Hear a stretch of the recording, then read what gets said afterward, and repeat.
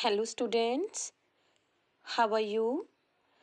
Today we'll discuss class 6 English book The Midnight Oil, chapter number 7 Uncle Podger hangs a picture.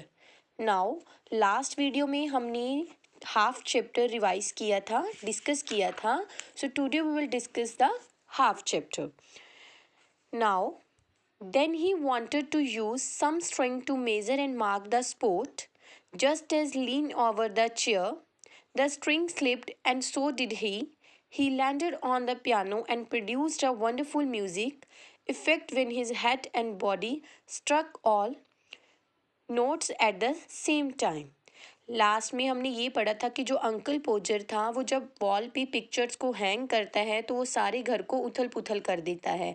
वो सारे घर को इतना busy कर देता है कि सब उससे परेशान हो जाते हैं.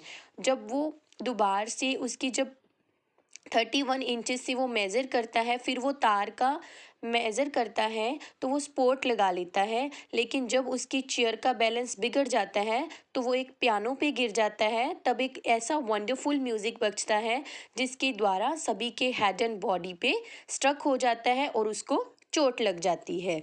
Now at last uncle पोजर mark the spot, put the nail on it.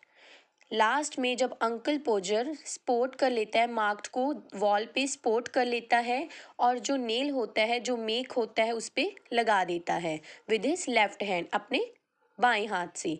And took the hammer in the other, तो वो दाएं हाथ में क्या ले लेता है, हथौड़ा ले लेता है. With one blow he smashed his thumb and drop the hammer on someone's twos. जब वो हथौड़ा नेल पर लगाने लगता है तो हैमर उसके हाथ से गिर जाता है जो किसी के अंगूठे पर लग जाता है. By this time the house was in uproar. Uproar means सारा घर उथल पुथल हो जाता है. Aunt Maria quickly thought to herself that the next time Uncle Poacher was going to hang up a picture or a hammer a nail into the wall, she hoped he would let her know in time. Next time aunt Maria उसकी wife यह बोलती है कि next time जब uncle Podger wall पर picture hang करेंगे तो वह जानती है कि उसे क्या करना है.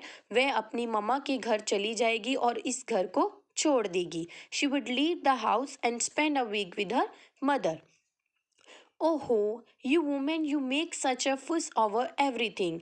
तो अंकल पोजर क्या बोलते हैं कि तुम औरतों का हर बात पर कुछ ज़्यादा सोचना ही वरीड होता है.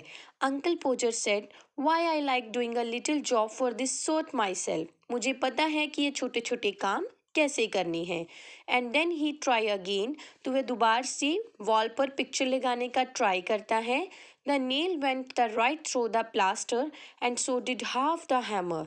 The force of the blow made uncle पोजर fall flat against the wall.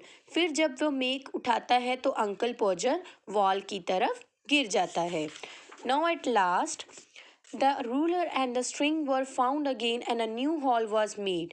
तो अब क्या होता है कि अंकल पोजर दोबारा से मेज़र करता है और एक न्यू हॉल पे पिक्चर को लगा देता है. ये देखो इस पिक्चर में हमें शो कर रहे हैं कि अंकल पोजर इस वॉल पे पिक्चर लगा देता है.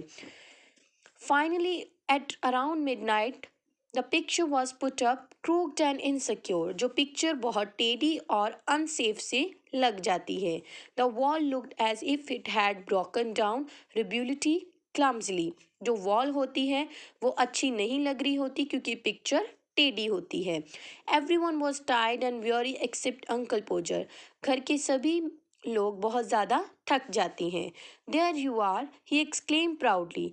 वॉल पर पिक्चर लगाने के बाद अंकल पोजर अपने आप पर प्राउड फील करता है. He survey his hand work with great pleasure. वे अपने आप को शाबाशी देता है कि उसने बहुत अच्छे ढंग तरीके से वॉल पर पिक्चर लगाई है.